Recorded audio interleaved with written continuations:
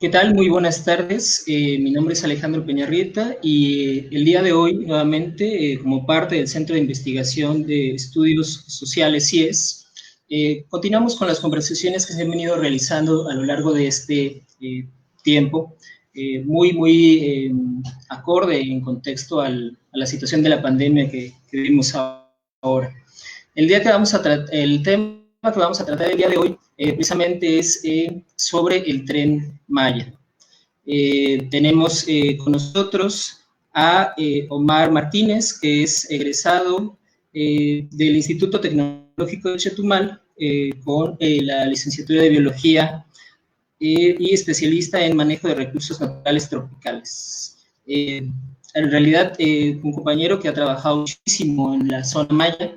Él es originario de la zona maya y bueno, él en su largo andar ha tenido varios participaciones en diferentes congresos, cursos y talleres relacionados al manejo y conservación de los recursos naturales. También ha colaborado con la Asociación Civil de Uyoolche, que tiene su domicilio en Felipe Carrillo Puerto, en la zona que conocemos como el corazón de la zona maya. Omar, me gustaría ya de lleno pasáramos un poco a la conversación. También presento a Javier. Él forma parte del colectivo Indignación. Es licenciado en Derecho por la Universidad Autónoma Metropolitana, estudios de doctorado en Derecho Público por la Universidad Autónoma de Barcelona, y ha colaborado en distintos organismos civiles de derechos humanos, como el Centro de Derechos Humanos Miguel Agustín Pro Juárez, en la Ciudad de México, y actualmente también colabora en Indignación, Promoción y Defensa de los Derechos Humanos, con sede en Mérida, Yucatán, en el cual actualmente coordina el área de defensa integral. A ambas personas recalco, además, como especialistas, habitantes de la zona, precisamente son ciudadanos que, pues también, como nosotros, vamos a vivir los efectos en beneficio o en pro o en contra del Tren Maya. Entonces, sin más, vamos a conversar un poco con Omar al respecto de estos temas medioambientales. Bueno, pues muy buenas Omar, tardes. adelante. Sí, buenas tardes y muchas gracias por la invitación. Me voy a hablar un poquito del tema ambiental, de los impactos directos y los impactos indirectos que puede provocar este megaproyecto, ¿no? Para entrar en contexto así muy rápidamente de toda la línea que se pretende trabajar con el proyecto del Tren Maya, vamos a ser específicos ahorita solo los impactos directos del Tren Maya. Son 723 kilómetros que ya están con vía férrea, pero son todavía unos 970 kilómetros que están por construir, que es la parte sur de Campeche y la parte este de Quintana Roo, que corresponden al tramo selva y el tramo Caribe. Es decir, aproximadamente un 60% que aún está sin trabajar. Lo importante aquí es que, bueno, este impacto directo, digamos, las afectaciones que va a provocar en la flora y la fauna, sobre todo en las áreas naturales protegidas que están cercanas y en los corredores biológicos que están en la zona, lo que vamos a obtener es una fragmentación del hábitat, ¿no? Si la vía férrea se construye sobre el derecho de vía incluso, es decir, a un lado, vamos a tener unos 30 metros de ancho, en el que estos corredores por el que pasan animales pues se van a ver afectados, ¿no? Esto sería suficiente para interrumpir el movimiento de pequeños anfibios, de reptiles, de mamíferos de pequeño tamaño, algunas aves, por ejemplo. Y en algunas partes, obviamente no todo es como aquí en Carrillo Puerto, que de un lado y del otro tenemos selva, en algunas partes tenemos áreas deforestadas, entonces estas áreas se incrementan en su anchura, unos 100 metros, ¿no? Y esta amplitud restringe mucho más el movimiento de aves, de mamíferos mayores, de ungulados, sobre todo, y felinos, ¿no? Hay muchas aves, por ejemplo, que viven y que necesitan de un ambiente muy cerrado para mantenerse. El problema es el siguiente: si nosotros fragmentamos una población a la mitad, y esta población ya no puede acceder de un lugar a otro, empezamos a tener problemas en el sentido de que estos genes, esta pool de genes que hay acá, no se puede transferir y combinar con este otro. Esto nos lo va dando como, más bien se obtiene de ahí ciertos beneficios para hacer frente a los cambios ambientales que ocurren continuamente. La naturaleza está continuamente cambiando. Si estas poblaciones se separan, empezamos a tener problemas de endogamia. Animales que se empiezan a aparear y que con familiares, vamos a decir así, con una población cada vez más cerrada y que empiezan a tener problemas genéticos y por ende se empiezan a ver afectadas estas poblaciones. Además de esto, de la fragmentación, pues tenemos el tema del subsuelo, ¿no? El subsuelo calcáreo que tenemos, sobre todo en el estado de Quintana Roo, que es muy frágil y que además por abajo hay muchos ecosistemas que nosotros no conocemos. Lo acabamos de ver con el boquete que se abrió aquí entre Playa y Tulum y que al fin terminó siendo un cenote, ¿no? ¿Cuántas venas de agua, cuántos cenotes hay por abajo que nosotros no conocemos y que forman parte de los ecosistemas propios de la península? En esta ruta, pues no solo se cruzan entonces lo que podemos ver encima, sino lo que hay debajo, ¿no? Y lo que hay debajo bien corresponde a un problema mucho más grande, que es el tema del agua. Ahorita lo vamos a ver en los impactos indirectos, digamos, ¿no? Pero bueno, cuando hablo de impactos indirectos, ¿a qué me refiero? Y es lo que realmente me preocupa, y es que es fundamental concebir que este megaproyecto de infraestructura y de interconexión es mucho más amplio de lo que pensamos cuando hablamos solo del tren, ¿no? Muchas personas pues hablan del tema de los impactos del tren específicamente, pero el tren no solo es el tren, es la punta del iceberg, es la punta de una forma de ver el desarrollo, ¿no? Claro. El panorama geopolítico de toda la península de Yucatán pues corresponde a darle entrada, ¿no?, a una estrategia del uso y del control de los recursos. Un momento. Aira, por favor, una disculpa. En este sentido, del panorama geopolítico, dirían algunos que, así como les decía, es la punta del iceberg. El Tren Maya transportará no solo personas, ¿no?, sino va a transportar también cargamento, va a transportar comestibles, va a ser un paso directo de la agroindustria, ¿no?, y del transporte de la agroindustria. Entonces, si consideramos que va a mover no solo personas, sino cargamentos, es decir, bienes y productos, pues entonces estamos hablando de que también se van a ver influenciados y con ello se van a mover intereses, ¿no? Los intereses, estos intereses, tanto políticos como económicos, como financieros, como geopolíticos, pues solo son una obra de lo que va a venir siendo también el Tren Maya, ¿no? La materialización y la territorialización de una visión del mundo, pues. Lo que importa aquí es mover mercancías y personas. Y mientras más rápido se haga, pues más ganancias habrá. Por otro lado, los intereses económicos se expresan por todas aquellas empresas y corporaciones que pues buscarán participar, ¿no?, en las diversas formas de inversión con la intención de obtener rendimientos, obviamente.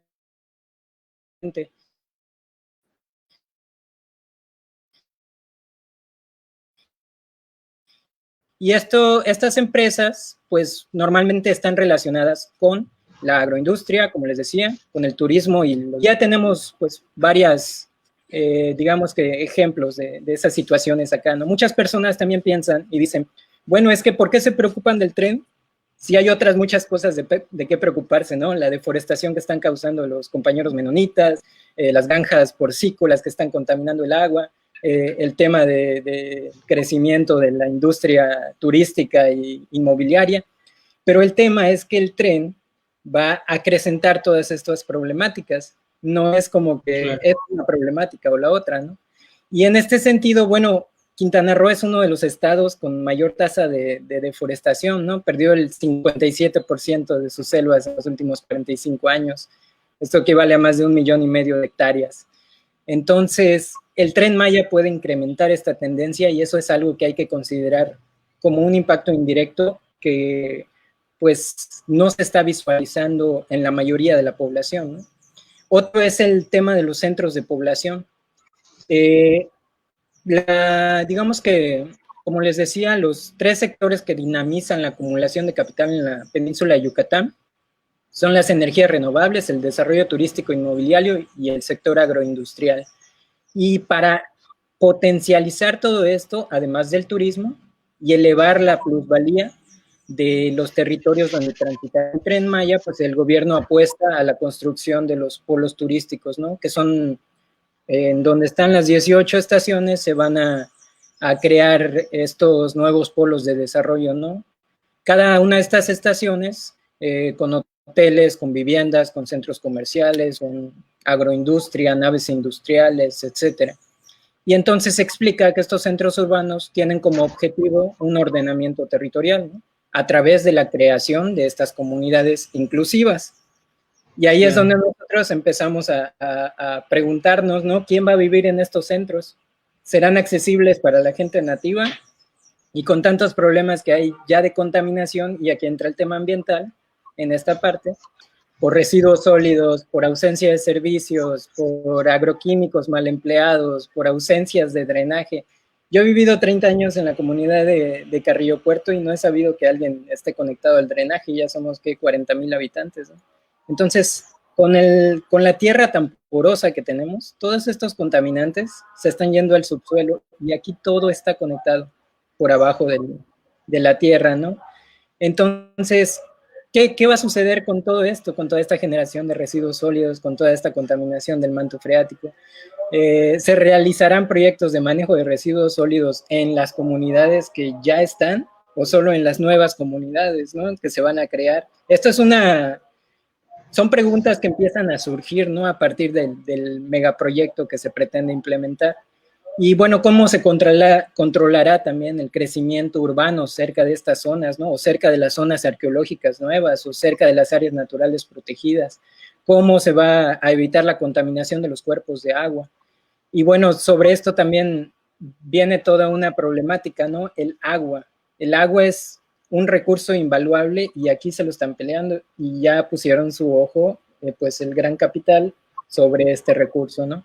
En la ciudad, por ejemplo, de Cancún, el 70% del agua, al menos hace años, estos son datos de hace como 5 años, el 70% del agua era consumida por el sector servicios, es decir, los hoteleros, ¿no?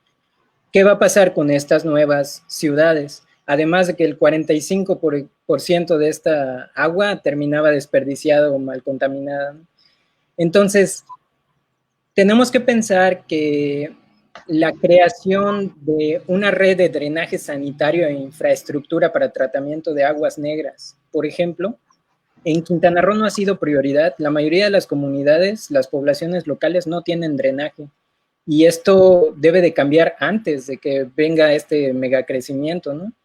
Porque digamos que hay sitios turísticos de gran demanda que apenas lo están considerando. Y si pensamos en que esto va a ser un boom, va a ser una explosión de hacer todo al mismo tiempo en un muy corto periodo de espacio temporal, pues el subsuelo no va a resistir esta situación, ¿no? Por sus condiciones calcáreas, tomando en cuenta que la mayoría de los centros de población no cuentan con el drenaje, considerando la llegada de miles o quizás millones de personas, de turistas, la contaminación de los mantos freáticos que esto podría pues lograr o acrecentar va a ser a niveles críticos, ¿no? Y esta es por una parte. Digamos que se contamina el agua, se presenta en las aguas superficiales como en los cenotes que están conectados por el agua subterránea, por las venas, y de donde se extrae el agua para el uso de las poblaciones, también para el uso de los cultivos, ¿no? A estas condiciones además se suma el deficiente tratamiento que generan las actividades agropecuarias, ¿no? Tenemos un tema aquí muy grave de que se utilizan muchos agroquímicos en algunas zonas de monocultivo, sobre todo, y se malutilizan. Los envases terminan botados, algunas personas y algunos programas incluso de gobierno regalan estos agroquímicos y no dan las instrucciones sobre cómo usarlos correctamente. Al final, si alguien no los quiere usar, ni siquiera hay un sistema de recolección para volverlos a captar y estos terminan acumulándose en algún lado, ¿no? Esto genera pues graves problemas a la salud humana, ¿no? Y a los ecosistemas. Y si estos agroquímicos terminan yendo hacia el subsuelo, también terminan saliendo hacia el mar, porque como les decía, todo está conectado, se da la eutrofización de los cuerpos de agua y de la costa, y que priva a las poblaciones de peces coralinos, que al final también es una industria aquí. Entonces, nos estamos poniendo solitos la soga al cuello, pensando en que el turismo nos va a salvar, y el turismo puede ser no la panacea que nosotros pensamos, ¿no? Además, el acuífero costero, sobre todo en la franja de Quintana Roo, es susceptible a la degradación por infiltración salina de agua de mar. Digamos que hay una capa, está la superficie de la tierra, está todo poroso por abajo, hay una capa de agua dulce y una capa de agua salada más abajo. Esta agua salada está conectada con la costa.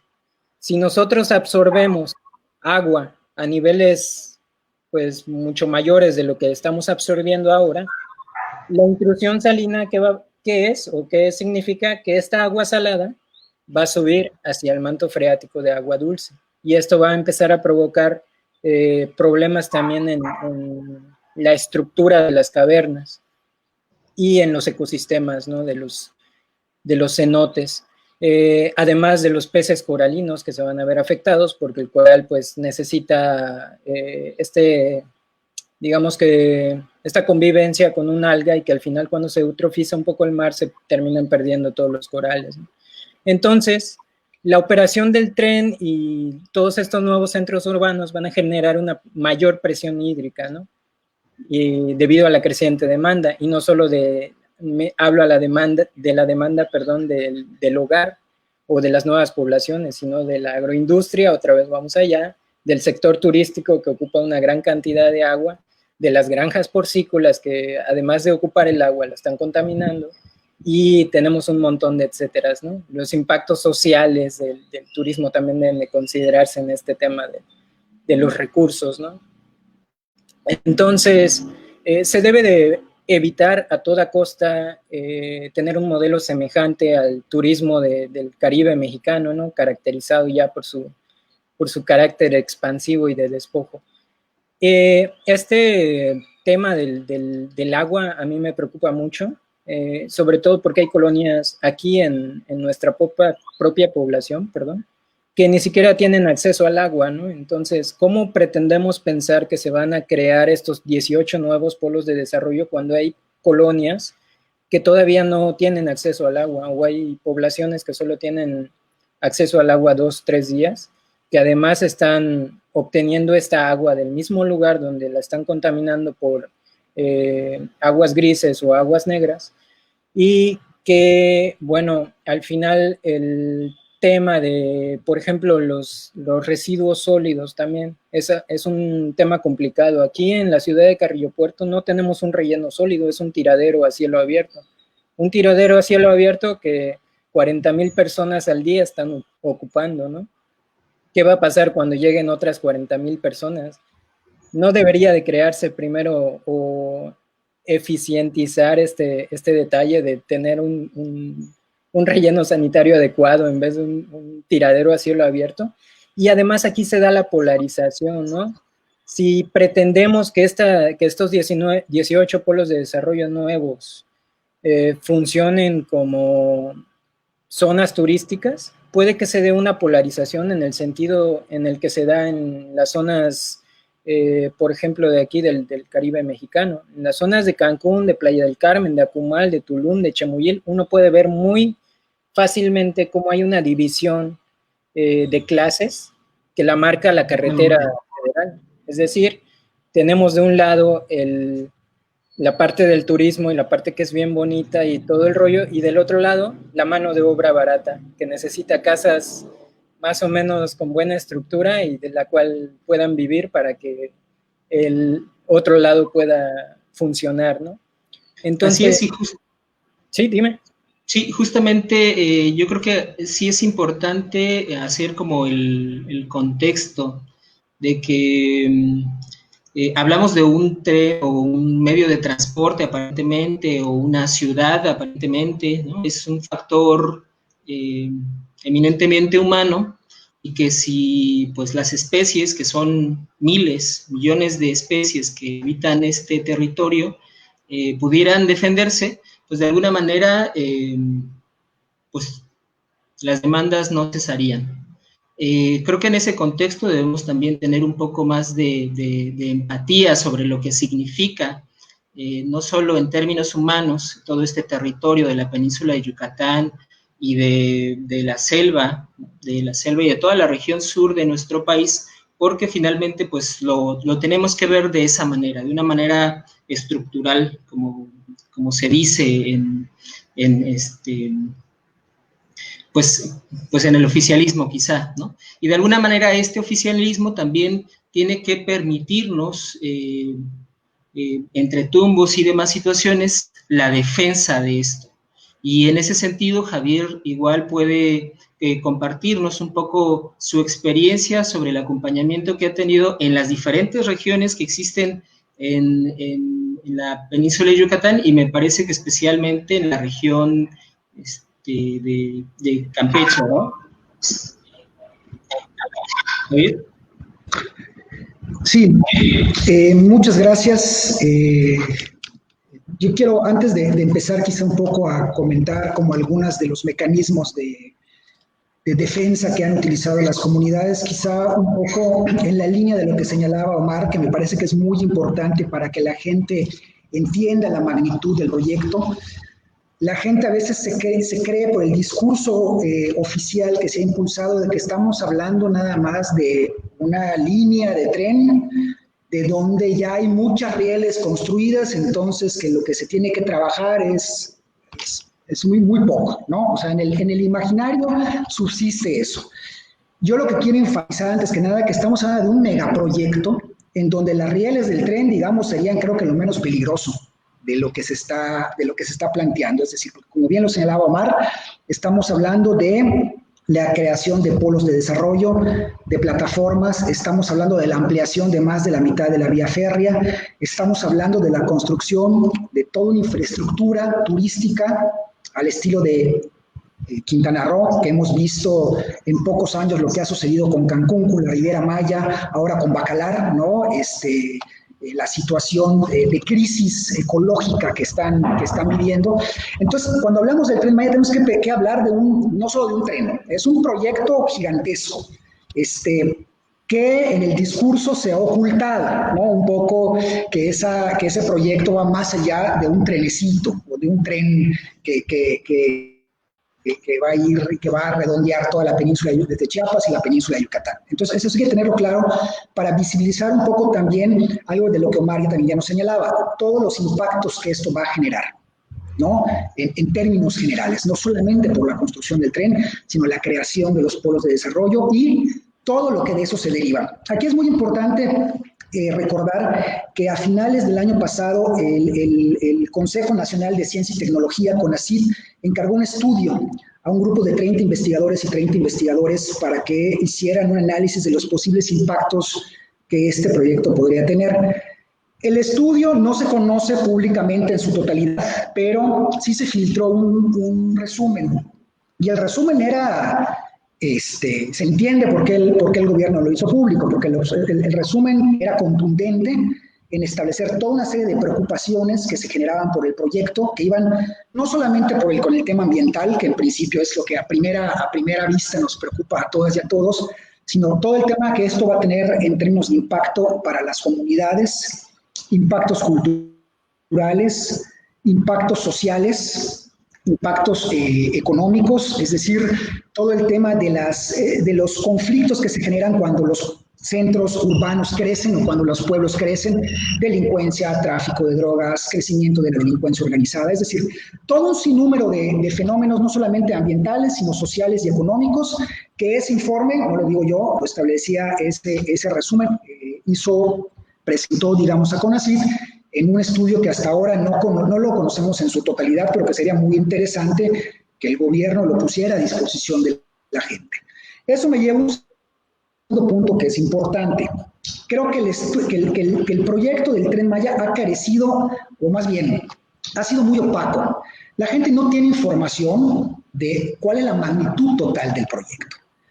Insisto, nos dicen que es un tren, que son unas vías que se están remodelando, que se van a ampliar, pero no tenemos idea de cuál es la magnitud del proyecto y no la tenemos en buena medida porque no ha habido información pública fidedigna presentada por el gobierno federal para que la sociedad conozca la verdadera magnitud y los impactos que este proyecto puede tener. Eso es fundamental para toda la sociedad, pero es todavía más importante que esa información la tengan las comunidades que en principio van a ser las principales impactadas por este proyecto. Y eso tampoco ha sucedido, como voy a comentar un poco más adelante. Quiero también como un poco poner en cuestionamiento el segundo argumento principal que se ha estado utilizando en el tema del proyecto, que es vamos a generar miles de empleos, ¿no? También quiero hacer referencia un poco a lo que decía Omar sobre la situación de la Riviera Maya. ¿Qué tipo de empleos? Supongamos que esa cantidad que nos están hablando de 80,000 o no sé cuántos miles de empleos que se van a generar con el proyecto sea verídica, pero ¿qué tipo de empleos? ¿Por qué siempre la gente de las comunidades es vista como la mano de obra barata de los megaproyectos en donde pues, los empresarios son los que se llevan toda la ganancia y las comunidades, las personas de las comunidades son las que tienen que realizar los trabajos, digamos, de limpiar los baños, los trabajos de hacer como las labores, de pensar qué tipo de tantos empleos, sino qué tipo de empleos. Ahí está la experiencia de Quintana Roo, me remito otra vez a ella, y en buena medida también un poco lo que ha pasado en Yucatán. La gente de las comunidades era dueña de la playa, los ejidos eran dueños de la playa, y conforme se fue perdiendo ese territorio y lo fueron comprando los consorcios hoteleros, ellos se convirtieron en la mano de obra barata. Entonces, ese tema y ese punto hay que ponerlo aquí porque la visión es y sigue siendo sumamente racista. Si las comunidades lo único que pueden ofrecer es su tierra y ser mano de obra barata. Entonces, eso hay que ponerlo también sobre la mesa para un poco desmitificar eso de que se van a generar tantos empleos, pues sí, empleos paupérrimos, ¿no?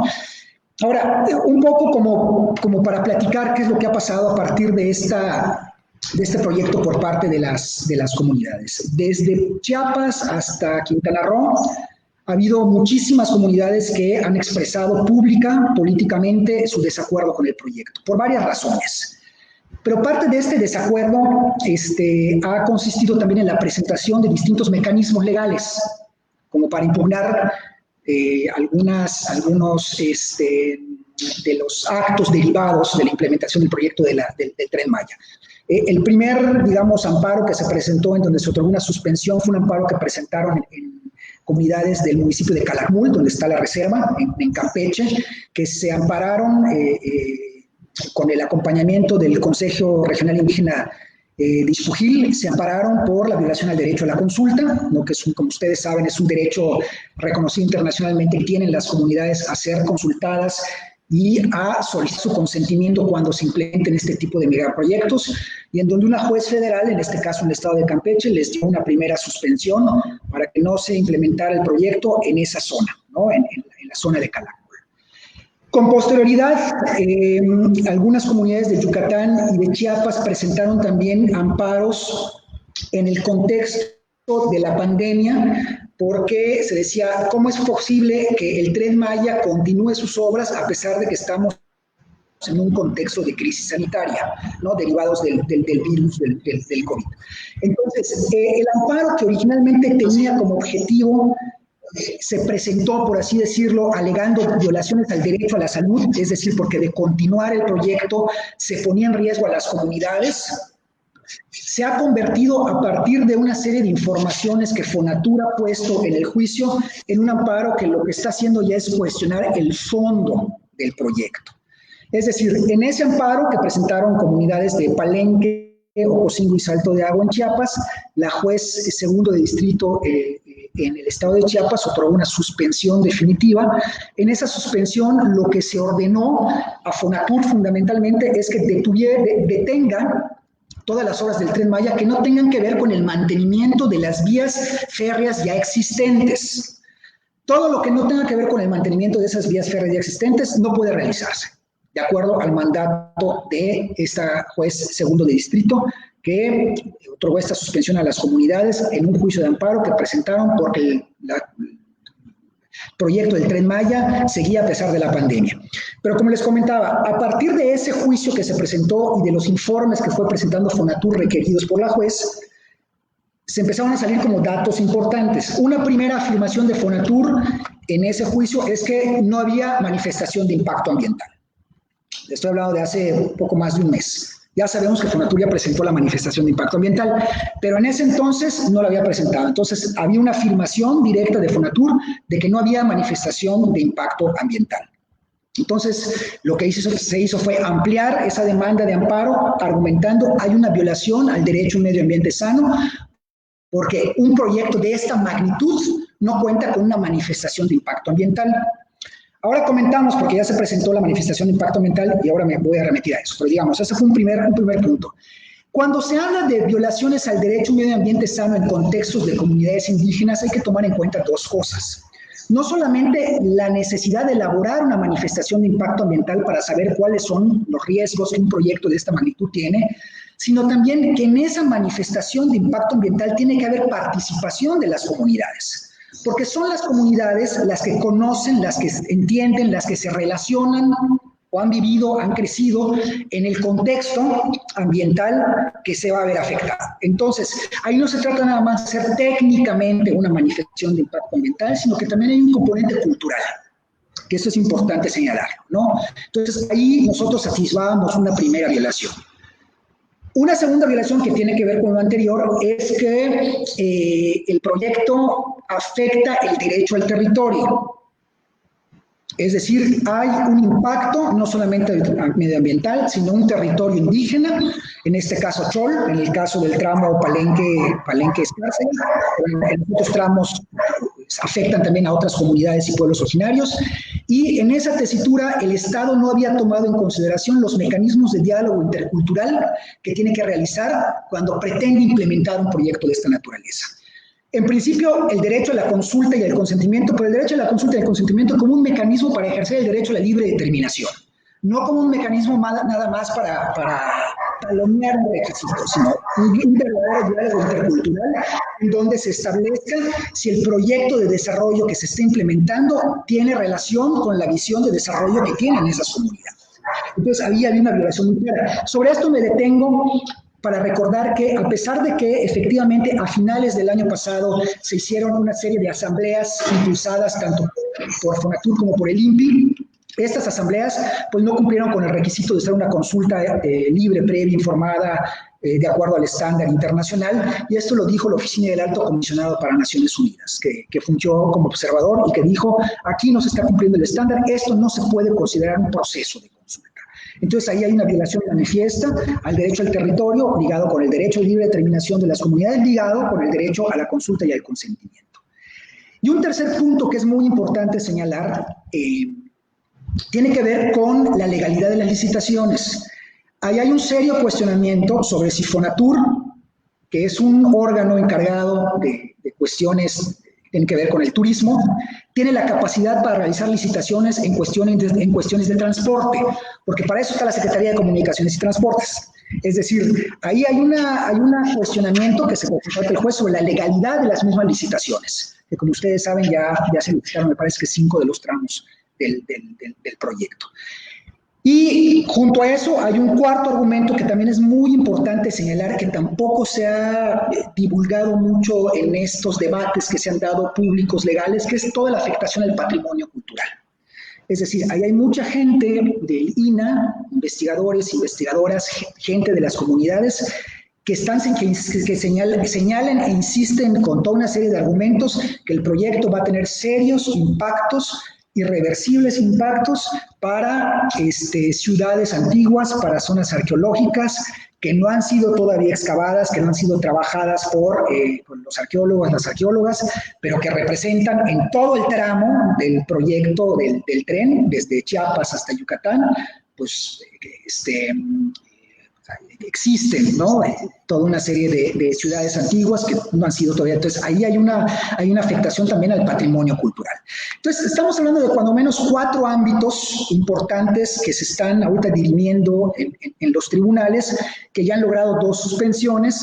También mencionar que la Comisión Nacional de los Derechos Humanos ya emitió la solicitud emitió unas medidas cautelares pidiendo también que se detenga el proyecto del Tren Maya, y que un poco lo que nos permiten es vislumbrar cuáles son las distintas puntos de conflicto que hay con un proyecto de esta naturaleza, que en el discurso parecen limitarse y parecen quedar en cuestiones muy pequeñas, ¿no? Es decir, hay una discusión y un posicionamiento político tú lo comentabas muy bien al principio, de que cuando alguien se opone o las comunidades se oponen al proyecto del Tren Maya es porque son de un partido político distinto al que gobierna actualmente o porque son personas que se están oponiendo al desarrollo. El desarrollo en estos términos ya no es viable. Y lo estamos viendo con las crisis ambientales que estamos viviendo no solamente en el sureste, en México, sino a nivel mundial. Todo este tema del COVID, y lo menciono porque el tema del COVID tiene que ver con la crisis ambiental. Entonces, mucho de lo que está sucediendo tiene que ver con las consecuencias de un modelo de desarrollo que se ha basado fundamentalmente en la ganancia, en la inversión, en la creación de empleos mal pagados, mano de obra mal pagada, pero que no ha tomado en consideración para nada cuáles están siendo los impactos medioambientales. Y en los últimos 30, 40 años estamos viendo que estos impactos ya son en muchos casos irreversibles. Entonces aquí me parece que lo que tenemos que sentarnos a meditar no es una cuestión solamente de oposición, porque si eres de otro partido, no, estamos hablando de la determinación, o más bien, de cómo definimos o redefinimos el derecho al desarrollo, que también es un derecho humano. Y estas líneas, cuando menos, que han sido argumentadas por las comunidades, me parece que sí abren serios cuestionamientos sobre la viabilidad del tren Maya, ¿no? Quiero hacer nada más referencia, 2 segunditos, si me lo permites, al tema de la manifestación de impacto ambiental. Se acaba de presentar, se presentó hace unos días. Para empezar, ya hay una violación ahí, porque la manifestación de impacto ambiental debe ser el primer acto administrativo que una autoridad debe de presentar cuando quiere implementar un proyecto de esta naturaleza. Es decir, no puedes empezar a construir, licitar y después presentar la manifestación de impacto ambiental, ¿no? Porque bueno, ahí ya estás pervirtiendo un poco lo que se pretenda con la manifestación de impacto ambiental, que es que la gente conozca, sepa cuáles son los posibles impactos. Y no solo eso, sino que también participe los expertos, las expertas, las comunidades en la crítica a esa manifestación de impacto ambiental. Pero ¿qué hacemos cuando el proyecto ya hizo licitaciones y apenas está presentando la manifestación de impacto ambiental? Es decir, hay una perversión ahí del procedimiento que, bueno, que también seguramente va a ser impugnada ante las autoridades. Y la otra cosa que es importante, las manifestaciones de impacto ambiental, hasta donde hemos analizado, solamente se han presentado por los 3 primeros tramos. Y eso es muy importante en el tenor de lo que decía Omar, es decir, hay que pensar en un impacto ambiental geográfico, estructural, no solamente por fraccionado, ¿no? Integral. Entonces, 1. Y 2, la manifestación de impacto ambiental, hasta donde sabemos, no contempla los polos de desarrollo. Y eso es fundamental. No podemos analizar el impacto ambiental que va a tener el tren si en esas manifestaciones de impacto ambiental no se están presentando el análisis de cuáles van a ser los impactos de los polos de desarrollo, que, como bien mencionaba Omar, son una de las partes más graves y peligrosas que el proyecto trae consigo, ¿no? Entonces, ahí la invitación, porque está abierto todo el mes para que se presenten observaciones a esta manifestación de impacto ambiental, a que los académicos, las académicas hagan llegar sus observaciones expresando, pues, todas las preocupaciones que se están teniendo. Yo lo dejaría hasta ahí, para que, bueno, pues si hay alguna pregunta. Así es, justamente, y decíamos un poco esta situación de lo que va resultando un poco digamos, del efecto que tiene un proyecto como este, ¿no? Un megaproyecto que lo único que le deja a las comunidades es esta defensa de a poquito, ¿no? Esta falta de coordinación, inclusive que vemos un poco aparentemente atropellada, que más bien yo diría que es parte de la misma estrategia de tomar o tratar las cosas muy, muy en lo local, ¿no? Muy estos conflictos que se van apagando, ¿no? Y que a la postre, pues, se va convirtiendo en una cotidianidad. Y yo creo que en ese contexto también las personas que nos acompañan en este momento tienen un poco esta duda generalizada sobre esta perspectiva del desarrollo. Creo que podemos ahondar un poquito más y sobre todo, ya lo decían hace un momento, en el contexto de la pandemia en la que definitivamente, bueno, por lo menos en mi opinión, nos obliga necesariamente a replantear la situación desde cero. Un modelo económico, un modelo político, una forma de relación frente a un virus que es anti-globalifóbico naturalmente. Nos dice por aquí Roberto Sánchez, el amparo de Calakmul fue interpuesto por una asociación civil e incluso las comunidades se han organizado en un comité desconociendo la intermediación de defensores, ya que manifiestan que la mayor parte de la población respalda al proyecto.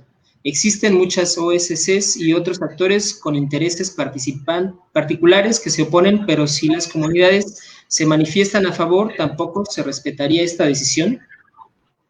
También nos dice Pablo Careaga, sobre qué opinan sobre los problemas actuales de la península. En general, dice, el crecimiento desordenado de las ciudades, la fragmentación por carreteras, la contaminación del acuífero, la tala inmoderada, la industria intensiva con el uso de pesticidas, ya lo comentaba Omar hace un momento. ¿Cómo se atienden estos problemas? O nos pregunta cómo atender estos problemas, cómo frenar este modelo de desarrollo voraz y revertir esta tendencia. ¿Quién quisiera un poco responder a las personas que nos acompañan? Y así vamos anexando unas preguntas. Adelante, Omar. Yo creo que el tema es que siempre se ha visto, bueno, para la primera pregunta, siempre se ha visto el desarrollo como un punto de vista centralista, ¿no? Como si los demás supieran qué es lo mejor para nosotros y no tuviéramos nosotros la decisión de tomar las riendas y tener como que pues digamos, la conciencia o la idea de saber qué es lo mejor para nosotros. Este desarrollo vertical y que viene del centro, lo vemos inclusive en las redes sociales, ¿no? Cuando critican el tema de los opositores del proyecto. Y también quiero dejar en claro algo, ¿no? No es que yo vea el tren como algo malo. Entiendo que el tren, inclusive en temas, por ejemplo, de emisiones de dióxido de carbono, es mucho mejor que una carretera con muchos autos. El problema es que no es un pequeño proyecto de un tren que haya decidido una comunidad de abajo hacia arriba. Es un problema que viene o más bien es un proyecto, un megaproyecto, no lo veamos como problema, que viene de arriba hacia abajo y que tiene intereses que están detrás, ¿no? Intereses dentro de la agroindustria, que tiene intereses dentro de las cuestiones inmobiliarias, de la venta de tierras, de la plusvalía que le van a dar a las tierras, del tema de cómo se está viendo, cómo estamos viendo nuestros recursos naturales, si lo estamos viendo como algo que nos va a permitir un buen vivir o algo que simplemente son recursos por explotar. Y en cuanto a las otras problemáticas, yo creo que sí se debería de empezar a trabajar primero en solucionar esos problemas y que hay muchas formas de solucionarlos. Primero está la cuestión de la educación en la que todos estamos, me incluyo, ¿no? En muchas cosas, pues no conocemos, no sabemos, somos ignorantes. Y también hay una forma en la que se ha dado estas consultas del tren, que, bueno, yo he asistido a algunas como reuniones y todo esto, y se ve claramente como que hay un trasfondo de propaganda sobre el tren, más que una discusión de cuáles pueden ser los impactos y los beneficios del mismo. Y yo creo que la gente tiene el derecho de saber todo esto de lo que se está hablando y de lo que habló Jorge. Bien, así es, y también Juan Candul nos comenta que probablemente hagan planes de manejo de residuos, pero no existe infraestructura de rellenos sanitarios o sitios de transferencia porque no compete al desarrollo de los centros de población, le compete a los municipios.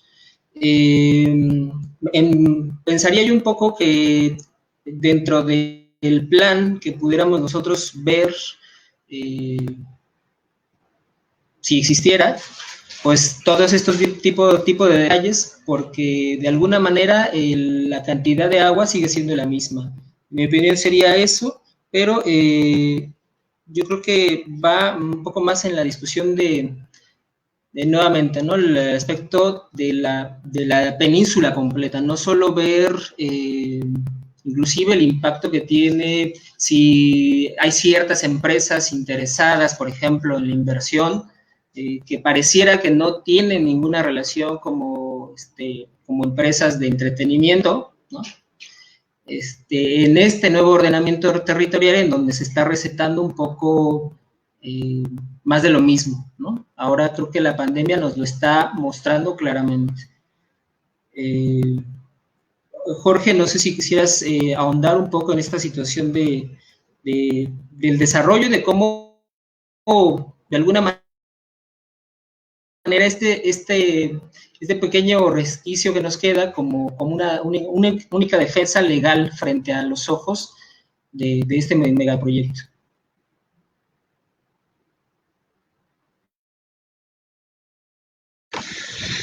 Sí, bueno, a ver, hay una cosa que Paulo Freire decía, si tú construyes, palabras más, palabras menos, decía, si tú construyes un proyecto desde el escritorio, el proyecto se va a ejecutar rápido, pero es muy probable que fracase. Decía, si tú construyes un proyecto desde la comunidad, el proyecto va a tardar más en ejecutarse,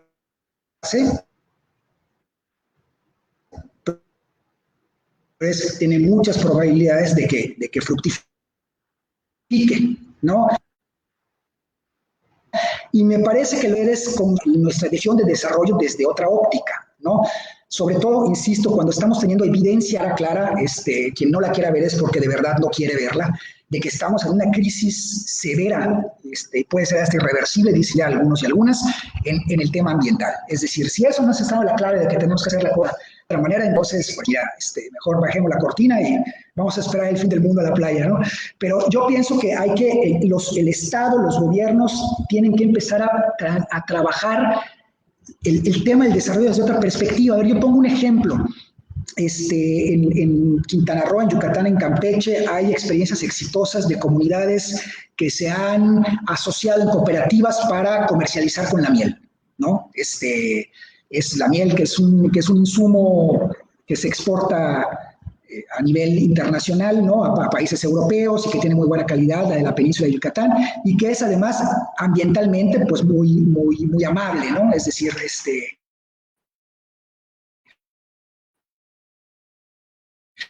entonces, y que además es el resultado de una práctica ancestral del pueblo maya. Entonces, ahí tenemos como un ejemplo. Yo no soy experto en el tema, pero pienso que puede haber como un ejercicio que, aunque sea más tardado, a más largo plazo, genere posibilidades de desarrollo en donde las comunidades, en este caso, no sean empleados, empleadas, sino sean dueños y dueñas de su propio camino, ¿no? De sus propios bienes, ¿no? Y que además eso genere el menor impacto ambiental posible. Por supuesto, ese es un proyecto a largo plazo, pero que además tengo que decir que está constitucionalmente reconocido. Si ustedes ven el artículo 2, cuando se habla del Plan Nacional de Desarrollo, hay una obligación del Estado mexicano, del gobierno, de consultar, por ejemplo, a las comunidades cuál es justamente su modelo de desarrollo. Porque ese plan de desarrollo no puede ser homologado, o sea, tiene que tener, considerar las diversidades culturales que hay en un país como México, ¿no? Por ejemplo. Entonces, ahí tenemos una herramienta, un mandato como para pensar en que hay la posibilidad de construir mecanismos distintos para elaborar planes locales, regionales de desarrollo que contemplen la dinámica de las comunidades, la lógica de las comunidades, las necesidades de las comunidades, y que puedan implicar que la comunidad no pierda su territorio, no pierda sus tierras y no se vea afectado su entorno natural, ¿no? Por poner un ejemplo. quiero también hacer referencia, si me lo permites un momentito, a la pregunta que hacían en el primer bloque, que alguien decía, es que en Calakmul fueron un grupo de personas y la mayoría está a favor del tren, ¿no? Es muy posible que si tú haces un sondeo así por las comunidades afectadas por el tren, un buen número, la mayoría estén a favor del tren. Pero ese es parte del problema de la falta de información. Es decir, si tú no tienes información y lo que te vienen a decir es, mira, si viene el tren te vamos a mejorar tu centro de salud, vas a poder vender más artesanías, vas a poder vender más mangos, pues por supuesto que en una situación de precariedad la gente va a decir, sí, lo que no les está diciendo es cuáles van a ser los costos de eso, a corto, mediano y largo plazo. Entonces creo que eso es importante. Si con toda la información bien planteada, puesta sobre la mesa, explicada en su lengua muchas veces, y escuchando a los expertos y a las expertas, las comunidades deciden, aceptamos el tren, bueno, pues, pero aquí lo importante es que uno se tiene que hacer con toda la información, de manera culturalmente adecuada, en su lengua, escuchando expertos y expertas pro y contra, y bueno, pues con un sistema que permita pues la participación democrática amplia, que se entiendan los efectos de este proyecto, ¿no? Entonces, claro, mucha gente que piensa que el Tren Maya le va a mejorar su situación económica, por supuesto que se genera ahí un conflicto con quienes se oponen, ¿no? Que es parte también muchas veces de las estrategias, bueno, pues la ruptura de las comunidades y la confrontación para que sean dentro de las mismas comunidades donde se diriman las controversias y el Estado se queda allá afuera, ¿no? Y continúa con el proyecto. Entonces, yo creo que estas cosas también las tenemos que pensar, ¿no? Nada más. Sí, y justamente Pedina Vino nos saluda desde la ciudad de Tenosique y nos comenta que a unos metros de donde planea poner una de las estaciones de Tabasco, junto al río Usumacinta y al margen del área natural protegida, es terrible la poca información que hay en las comunidades sobre los impactos del megaproyecto del Tren Maya, aunado a la poca sensibilidad y de quienes coordinan el proyecto en la región con las comunidades. Son déspotas y prepotentes, y sin profundizar en lo político, en lo politizado de que está todo, claramente. Por cierto, me prohibieron asistir a las reuniones por preguntar cuestiones básicas que no están informando. César también nos comenta, para una región que siempre ha pasado muchos problemas de desarrollo, llegar como los salvadores de las comunidades es algo muy centralista que se basa en la política y la apropiación. No se invierte en las comunidades, se invierte en la propiedad. Y pues a mí me gustaría también hacer directamente la pregunta, ¿lo consideran esto un despojo ambiental, un despojo del territorio, un despojo cultural? ¿Sucederá eso? ¿O realmente podremos pensar que esta perspectiva del centralismo de las grandes ciudades que ahora están colapsando lamentablemente en el contexto de la pandemia, los principales afectados, las personas que están viviendo esta idea del desarrollo que siempre se nos ha vendido?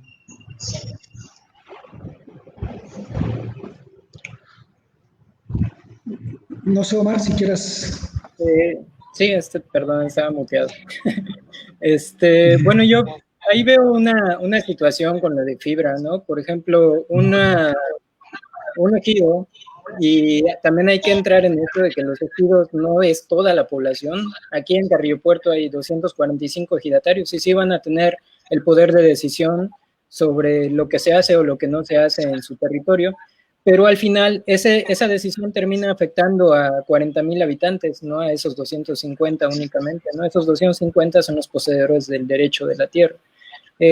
Y bueno, tenemos también la situación de que, bueno, les dicen, o vendes tu tierra y te llevas un poquito de dinero, quizás lo rentas o entras al fibra, ¿no? Como accionista, pero no hay una opción de no entro. ¿Por qué? Porque el megaproyecto pues incluye todo, ¿no? No existe un no como respuesta. Y el hecho de que entres como accionista pues es hasta cierta forma un despojo porque te limitan el poder de decidir sobre lo que se hace sobre tu propio territorio, ¿no? se va a hacer lo que el mayor de los accionistas diga que se tenga que hacer.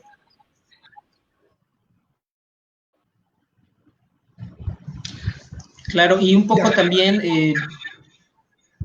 me parece importante, ya no lo referíamos al principio, creo que se puede centrar a veces el conflicto de la discusión entre si el análisis que se hace es un proyecto que actualmente está abanderando un partido político o un gobierno, ¿no? Si hacemos un poco de historia, decíamos, este es un proyecto que en realidad trasciende las cuestiones de los gobiernos, tanto locales, estatales o federales, y que viene desarrollándose a partir de las empresas que están involucradas y yo creo que este modelo también ya nos ha dado muchos ejemplos de cuál es el mecanismo en el que van un poco trabajando, ¿no?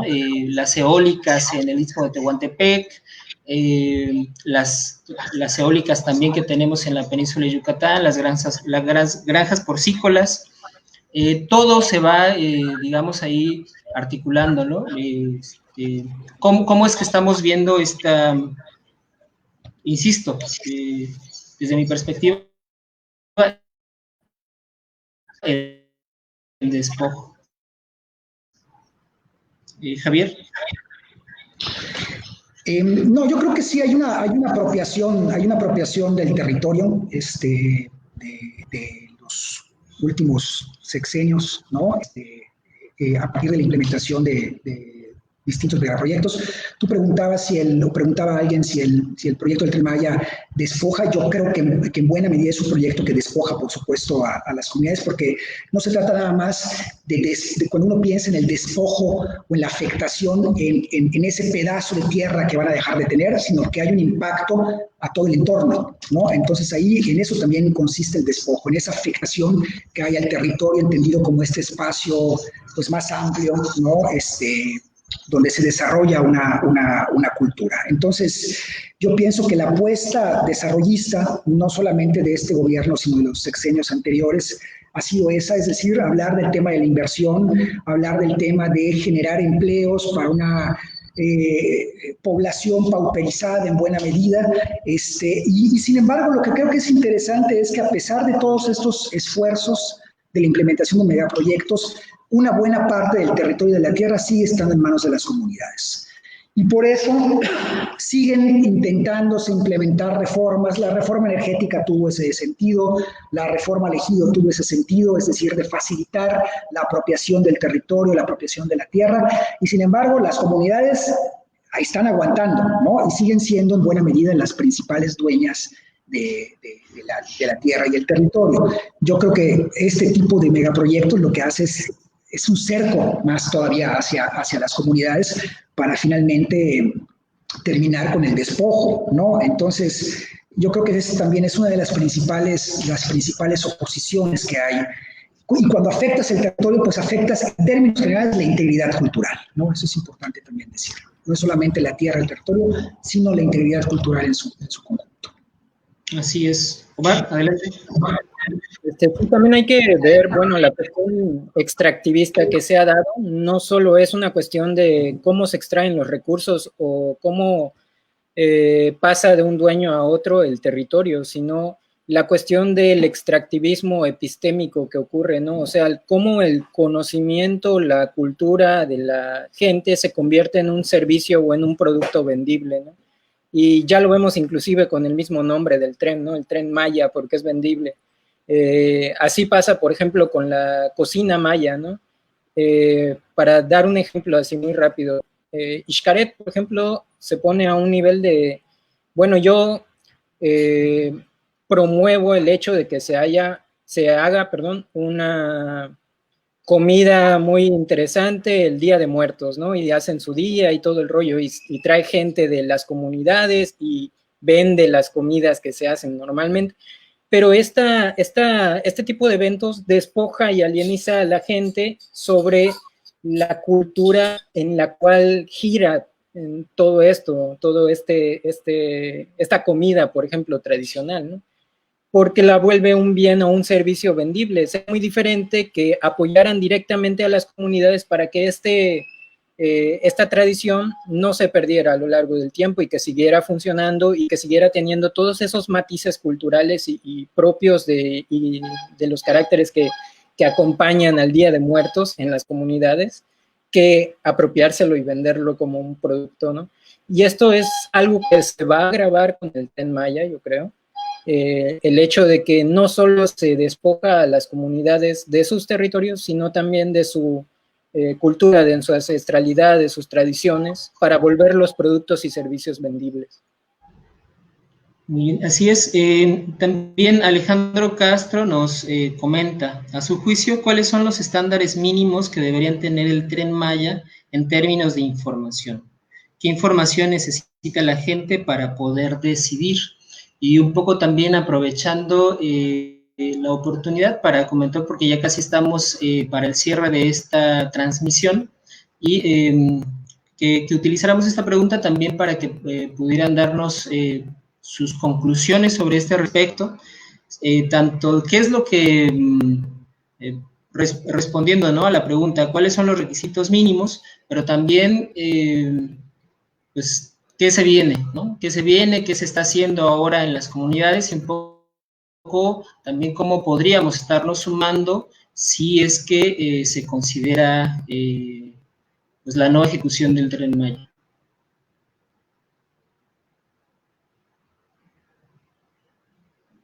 Bueno, primero que nada... Javier, a ver si nos puedes comentar. ¿Perdón?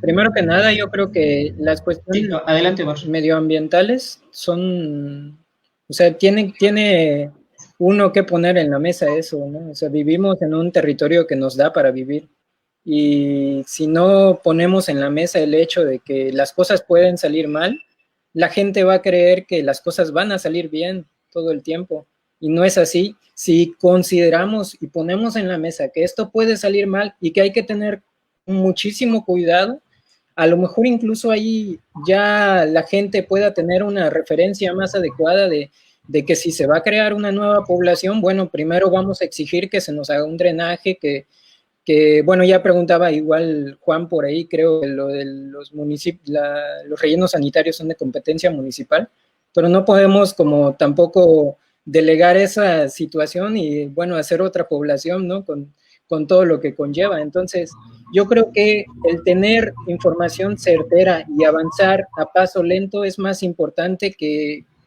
vámonos con todo, con un proyecto y apostarle hacia eso, ¿no? Hay que considerar muchas cosas, y creo que es también muy importante el que la gente se informe, ¿no? O sea, hay mucha desinformación, no solo porque no se lleva la información desde la parte de arriba hacia lo de abajo, sino porque hay una incapacidad también educativa, que la población no se tiene la culpa de eso, es una cuestión sistémica también, pero hay mucha falta y mucha apatía en cuanto a entender sobre las cuestiones naturales y sociales que conllevan un proyecto de esta pues naturaleza, ¿no?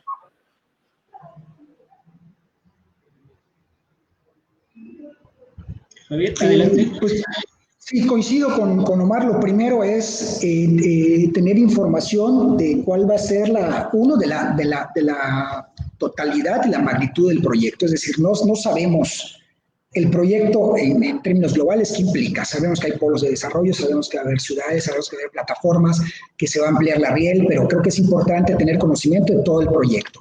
Y a partir de eso, ¿cuáles van a ser los impactos ambientales? Ahí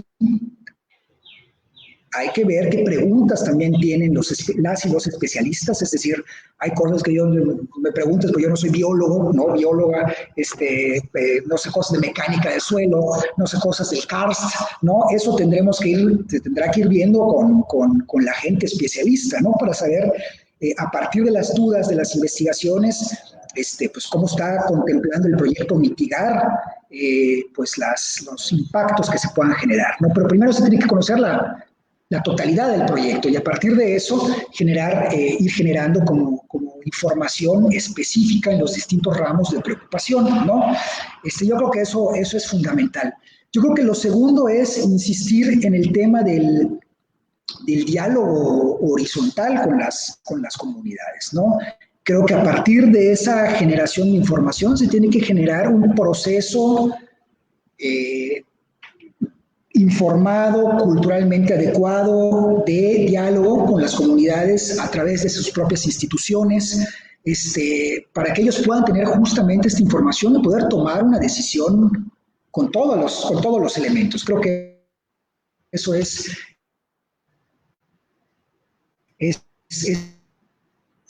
básico, ¿no? Cuando menos esos dos primeros requisitos. Y creo que en esa única sí es, yo sé que es un grito al cielo, pero yo creo que es importante que el tren amplíe el espacio de reflexión sobre la manifestación de impacto ambiental, es decir, se tiene que escuchar a todas las voces en esta consulta pública que se ha abierto. Es una consulta pública que no es adecuada para las comunidades, es para gente que tiene acceso al internet y tiene acceso a cierto tipo de movilidad, no para las comunidades, pero bueno, es un primer espacio para escuchar, tendría que ampliarse. La consulta se está haciendo muy rápido, es un mes y ya se cierra, o sea, como que hay mucha prisa. Yo creo que ahí es importante generar un espacio para escuchar todas las voces y después ir generando espacios de diálogo con las comunidades. Y mientras tanto, el proyecto, desde una perspectiva democrática, con todo lo que se ha dicho, con todas las dudas que hay, con los amparos, tendría que parar hasta en tanto no se tuviese esa información, ¿no? Yo creo que eso es importante ponerlo sobre la mesa. No se está diciendo que el proyecto no se haga, lo que se está diciendo es que hay que sentarse a analizar todas estas preocupaciones y la magnitud de algunas de esas preocupaciones y el impacto que pueden tener para el medio ambiente y la natural y las comunidades. Hay que ver, hay que sentarse y analizar, y sobre todo ahí serán mucho las comunidades las que tendrán que dar su perspectiva y será su voz la que tendría que contar fundamentalmente en proyectos de esta naturaleza que les impactan primariamente a ellos, ¿no? Así es, y justamente me parece que la discusión es sumamente amplia y la información pareciera que es demasiada, pero respecto a la información que se está proveyendo, por lo menos por parte de las personas responsables, pues es sumamente limitada. Creo que ahonda un poco más la información de los casos y de los ejemplos que este modelo y esta perspectiva capitalista de desarrollo que se tiene, pues ahí están. Y así, de esta misma manera, nosotros les invitamos a que vayan en busca de esta información, así como pues sigan estas transmisiones del Centro de Investigaciones. Si nuestros compañeros no tuvieran algo más que comentar al respecto, pues prácticamente ya estaríamos llegando al final del programa. Quiero hacer un comentario último, ¿no? Y es sobre el tema de que las comunidades no se oponen a un progreso, ¿no? No es eso la situación, sino que es la certeza de que no saben si va a dejar realmente beneficios o desarrollo para ellos, o si simplemente van a ser, como siempre, la mano de obra barata de los demás, ¿no? Y sobre esto también quisiera comentar como el espacio horizontal del que hablábamos de información, ¿no? Tiene, así como dice Jorge, tiene que ser culturalmente adecuado y todo, pero hay que tener en cuenta que para el modelo neoliberal, para el capitalismo, el tiempo es dinero, ¿no? Entonces, yo creo que ellos están también en la lucha entre hacerlo muy rápido porque representa una inversión y hacerlo bien. Muy bien. Pues creo que hasta el momento sería todo por nuestra parte. Pues sin más, queremos agradecer la participación de Omar Martínez y de Javier, ambos compañeros también activistas y participantes en sus diferentes regiones, en Felipe Carrillo Puerto, y me parece, Javier, que estás en Mérida. Y bueno, sí, le seguimos invitando a la información. Muchas gracias. Muchas gracias. Gracias a ustedes. Muchas gracias a todos y a Javier. Hasta luego.